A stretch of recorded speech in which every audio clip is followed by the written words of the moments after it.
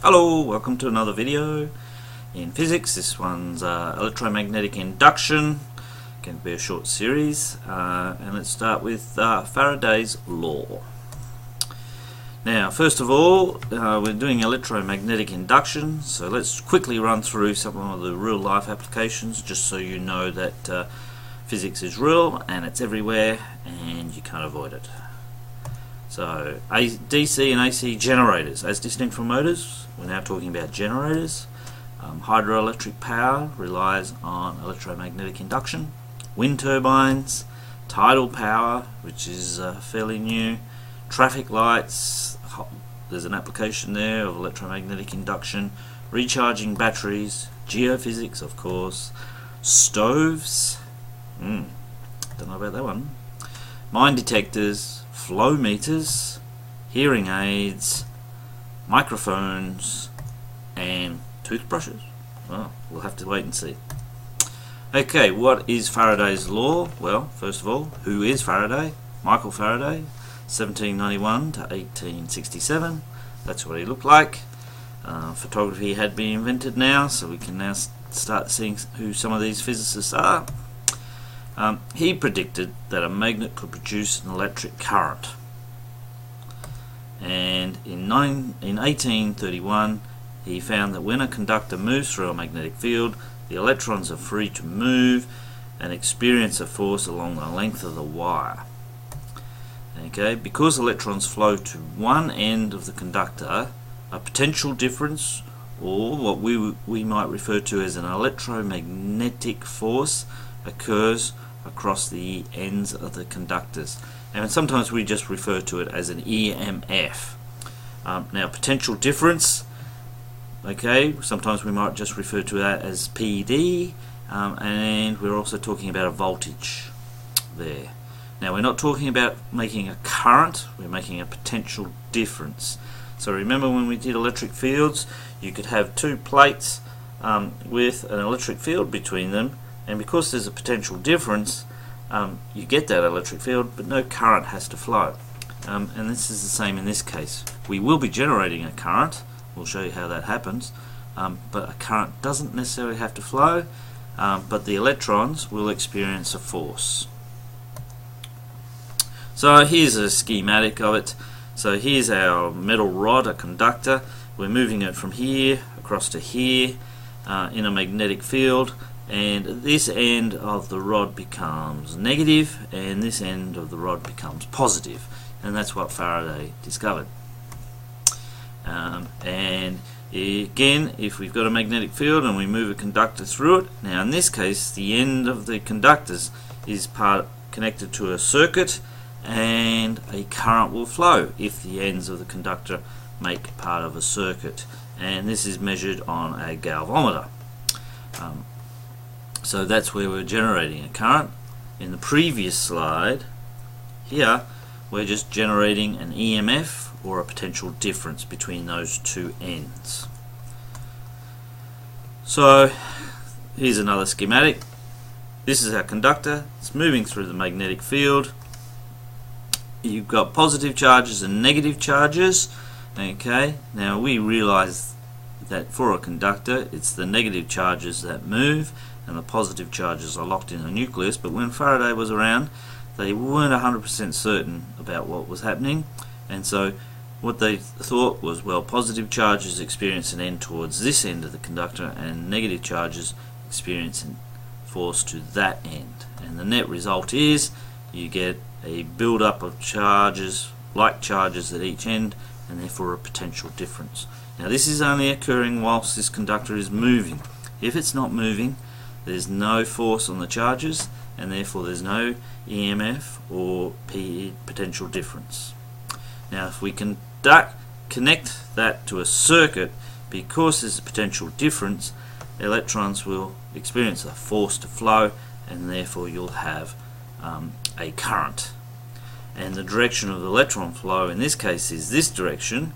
Now let's recognize that if we were to label the current as I, conventional current, it's actually moving in the other direction, even though nothing's moving in that direction, and that's just designed to confuse you.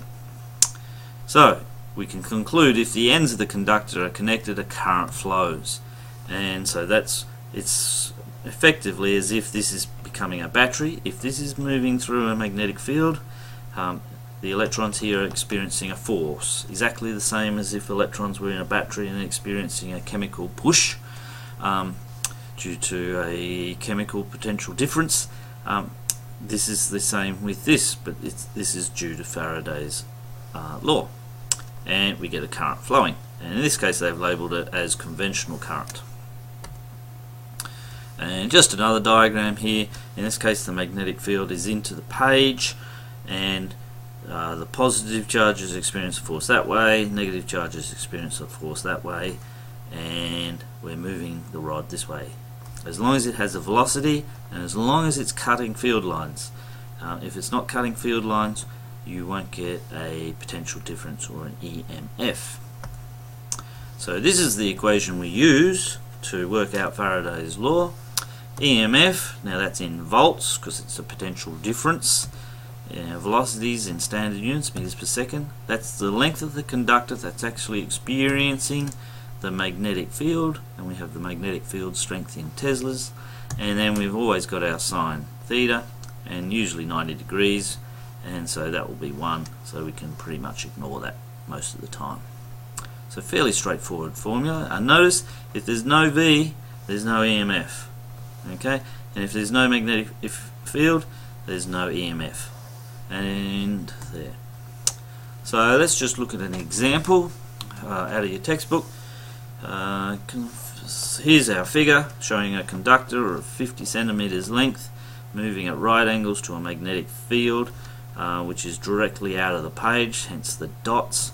If the magnetic field strength, so we've got milliteslas, so we need to just convert that to teslas, and the conductor is moving at a velocity across the flux lines. That just means that it's breaking field lines.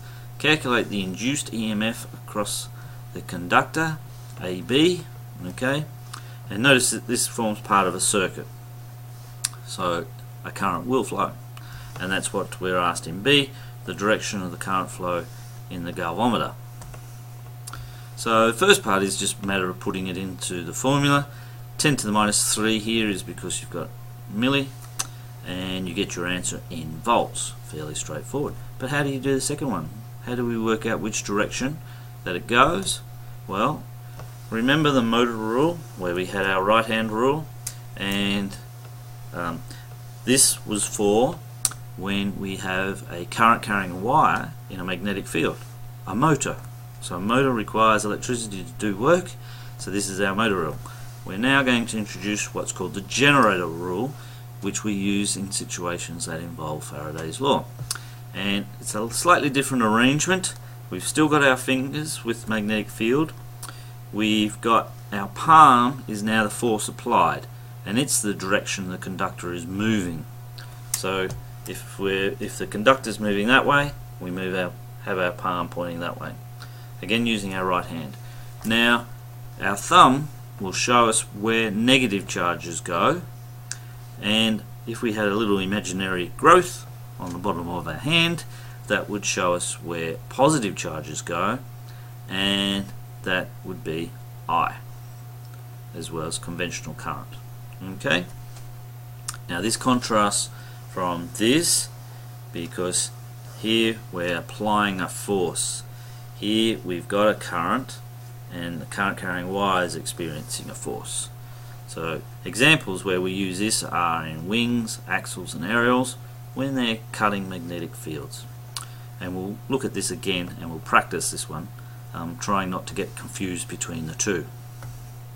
So if we use our generator rule in this case, okay, our rod's moving this way, so I'm looking at the screen right now, so I point my palm down, and the magnetic field is coming out of the page, so I've got to bring it around like this, and so my thumb will tell me where negative charges go, which will be over here. Let's indicate that this will become negative and this will become positive. So the positive charges are moving that way, and the electrons are moving that way.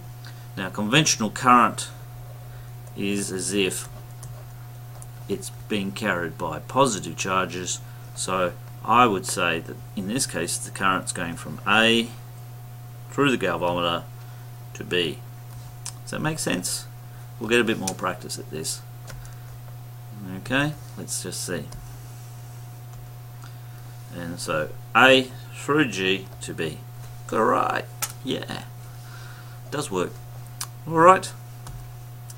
Now with solenoids, it was also noted that you could generate electricity, and in this case you have your solenoid connected up to a circuit with a galvanometer, and if this solenoid experiences a changing magnetic field, basically it will generate a current.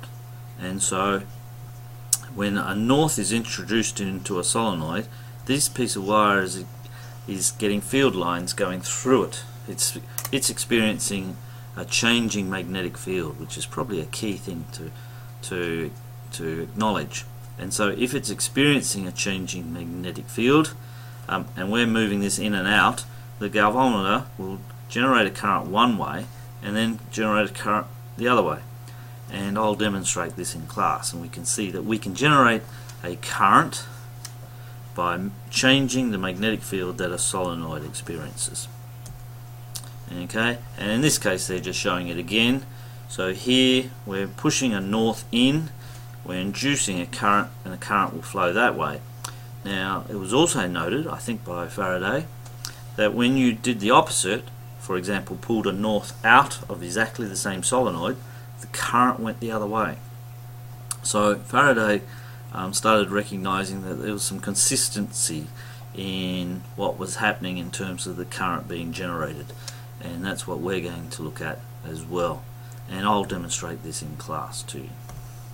So in the next video we'll actually look at the explanation for that and how we determine which way all those currents flow in solenoids, remembering that we've got the right hand generator rule as well. Alright, so that should leave us here. Cheerio.